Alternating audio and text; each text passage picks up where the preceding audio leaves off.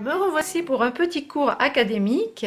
Donc, comme je vous le disais tout à l'heure, pour réussir une composition, il y a quelques secrets à connaître. Donc, si en peinture, par exemple, vous allez peindre un tableau, il va d'abord falloir faire une composition. Vous avez plusieurs choses que vous voulez peindre, un paysage par exemple, ou un portrait, ou autre chose. Donc je vous montre avec un petit croquis. Vous avez votre toile par exemple qui est dans un format portrait, parce que vous allez mettre le portrait de la personne ici. Ou vous avez le format paysage. Bon, il y en existe d'autres encore, mais on va parler de ces deux-là. Dans un format paysage, donc il est plutôt allongé. Ce que vous allez dessiner en fait va devoir être placé sur des points clés. Donc je m'explique. On va diviser notre tableau en trois parties égales. Donc là je le fais à peu près au crayon à main levée, on va dire que c'est comme ça. Et on va faire la même chose dans l'autre sens. Alors ça marche aussi pour le portrait ou toutes les compositions. Voilà, là vous avez donc des croisements, si on peut appeler ça comme ça. Et donc à chaque croisement, vous allez avoir un point clé.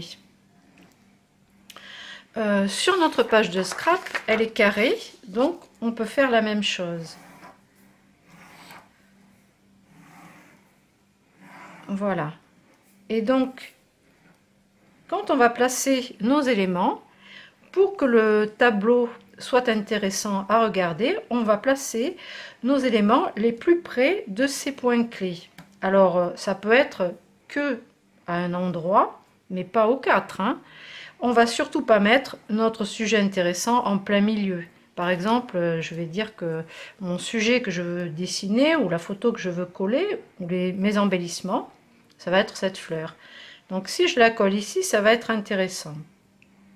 Là aussi, là aussi, là aussi. Si je la colle là, ben voilà, qu'est-ce que je vais regarder? Je vais regarder ça, et je vais regarder que ça, et je vais pas regarder le tour. Que si je la pose à cet endroit-là, mon œil, enfin mes yeux, vont avoir envie de faire tout le tour du tableau et de regarder, de se promener et de voir tout ce qu'il y a autour.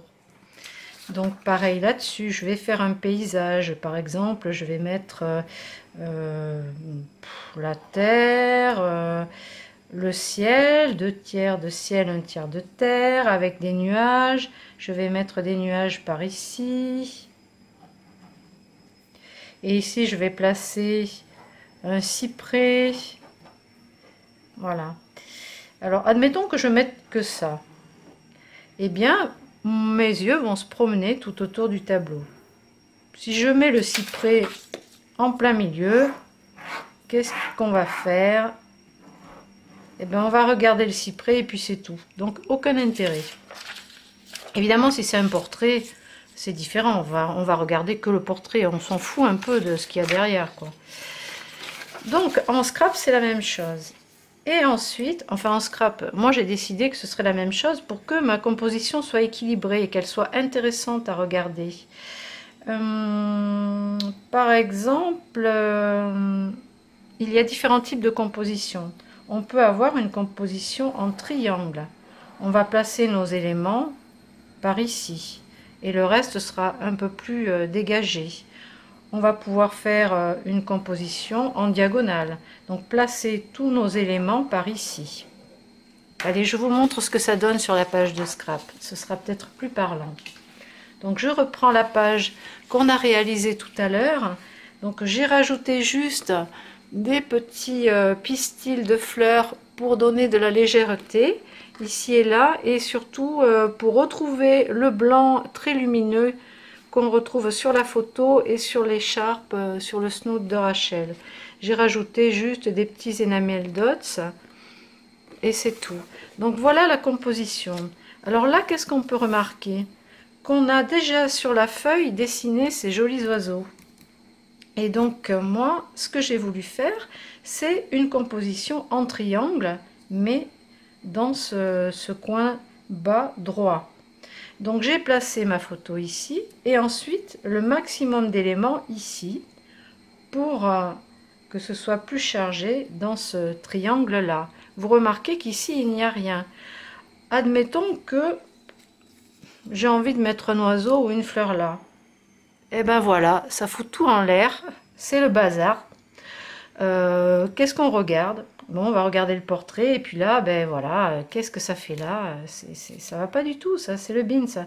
On en a partout, on sait plus où regarder. Tandis que là, même si je rajoute cette photo dans ce coin, eh bien ici, on va regarder notre sujet principal et bien faire le tour du tableau, le tour de notre page et tout observer.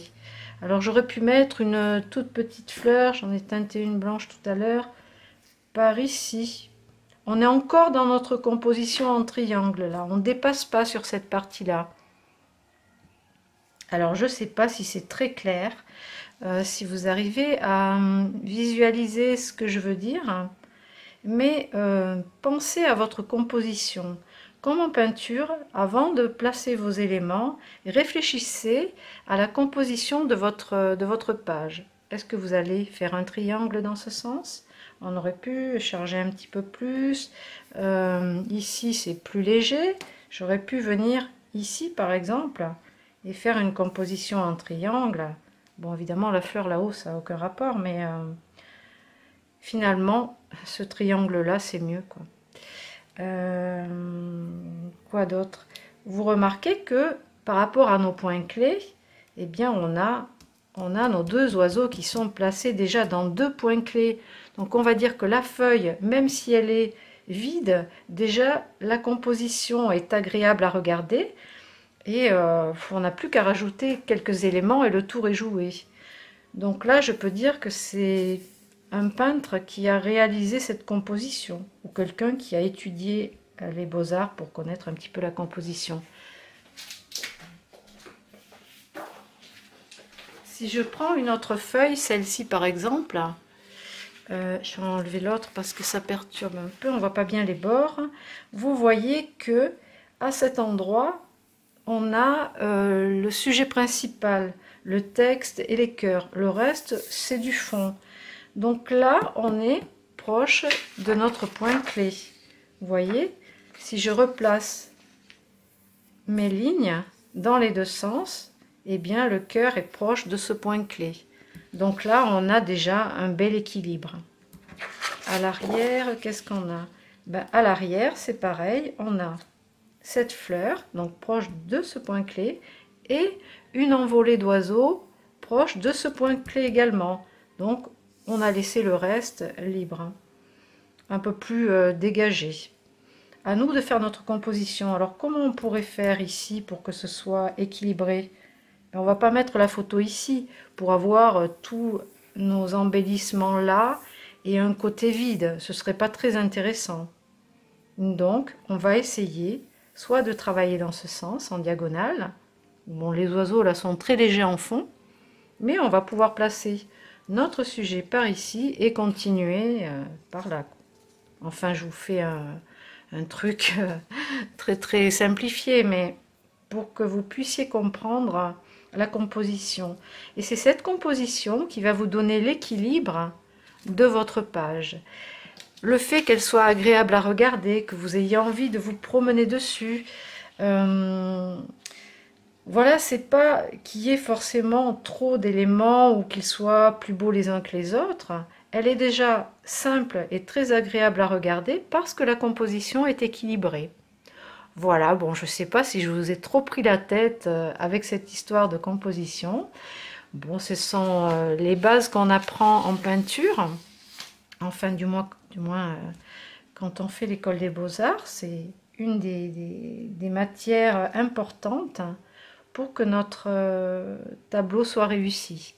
Peu importe si on peint plus ou moins précisément, mais en tout cas, il faut que la composition soit réussie. Après, il y a encore les couleurs, mais c'est un autre chapitre. Voilà pour cette petite vidéo. J'espère que vous l'utiliserez, que vous penserez à l'utiliser quand vous ferez une page de scrap ou une couverture de mini par exemple, d'un album. Voilà, bon, si cette vidéo vous a intéressé, mettez-moi un petit commentaire, ça me fera plaisir. Et puis vous pouvez vous abonner sur la chaîne Scrap Merveilleux et retrouver toutes les fournitures également, ces jolis papiers, les pistils, les embellissements, les dies de découpe dans la boutique Scrap Merveilleux. Je vous dis à bientôt pour une nouvelle vidéo.